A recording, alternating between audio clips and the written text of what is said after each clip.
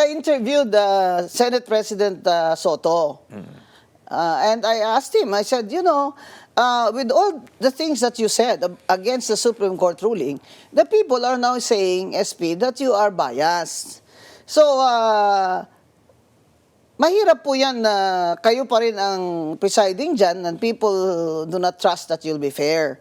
Ang sinabi niya, ito ang sinagot niya talaga, kung ako lang, if it were up to me, masyado na itong it takes too much of our time, this impeachment. 2 taon na lang.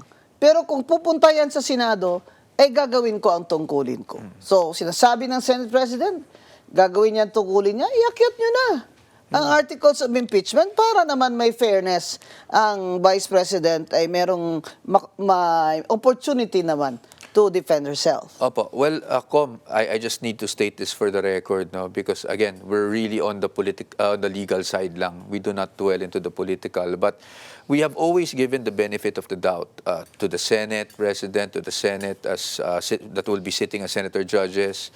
We also are giving of the benefit of the doubt even to the Committee of Justice members. That's why itong ginawa naming objection dito sa ginagawa nilang mini trial, ito ay ibinigay muna namin sa kanila, inilahad namin sa kanila. We were trying to explain our side. Now, if that offended some of our lawmakers, we really regret that because it's not our intention to offend anyone.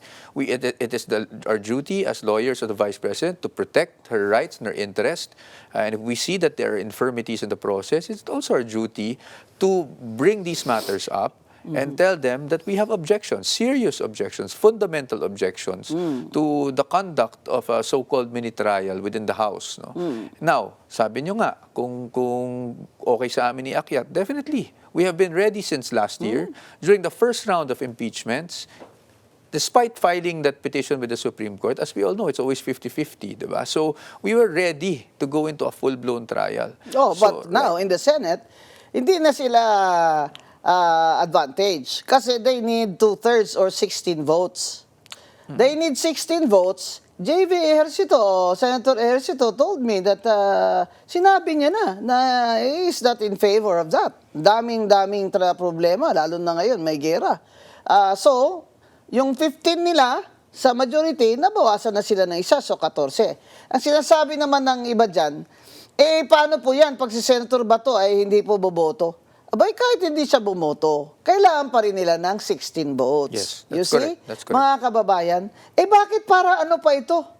Para ano pa ito na ginagawa nila? Na alam naman nila doon pag-akyat, matatalo rin sila. Bakit? Dahil gusto nila masira ang reputasyon ni Vice President Sara Duterte.